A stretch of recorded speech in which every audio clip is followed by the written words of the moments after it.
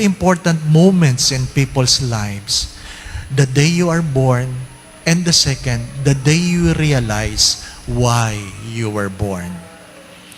Magandang alam mo na ikaw ay pinanganak, pero mas magandang alam mo ang dahilan kung bakit ka pinanganak. Hindi natin pwedeng tawaran ang buhay.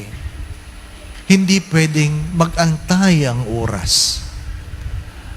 Huwag kayong magagalit sa akin, yung mga may edad. Ano po? Kung itong mukhang ito, 18 years na lang, kung 80, yung ibang mukha ninyo, mas malapit na kayo. Huwag kayong magagalit. Yan ang katotohanan. Yan ang katotohanan. But I would like to tell the children, if you are not that old, keep in mind your parents are old.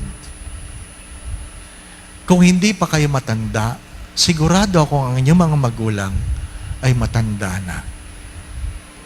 Ilang Pasko na lang yan. Ilang bagong taon na lang yan. Ilang birthday na lang yan. Hanggang ngayon ba, binibigyan nyo pa rin na sama ng loob? Hello? Baka yan ang dahilan kaya hindi ka makapasok sa pinto ng langit.